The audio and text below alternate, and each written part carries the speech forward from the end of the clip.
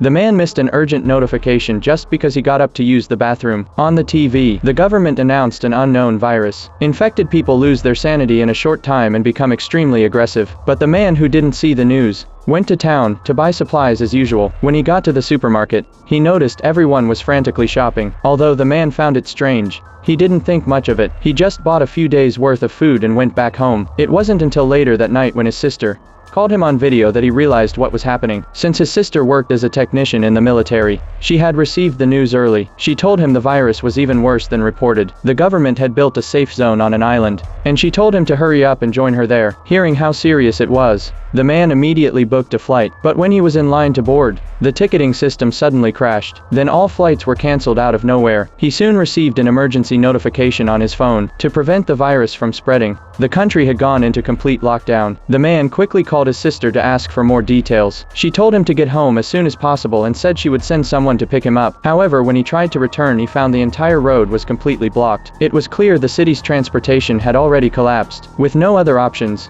the man decided to walk home. However, when he returned home, exhausted, he found that his neighbor's house was under heavy military lockdown. The man then saw his bound neighbor being brought out by 2 soldiers. Watching his neighbor now as terrifying as a beast, the man finally understood how terrifying the virus was. As soon as he got home, his sister brought bad news. The military had set up a safe zone and planned to concentrate all survivors in one place. That meant the city was already lost. Then his sister warned him not to go to the safe zone. The more people gathered, the more dangerous it became. The man listened to her advice. He rushed to the supermarket to stock up on supplies. But by the time he got there, the shelves were nearly empty. He could only grab some food that had fallen on the floor. Just as he was about to head home, a commotion broke out in the distance.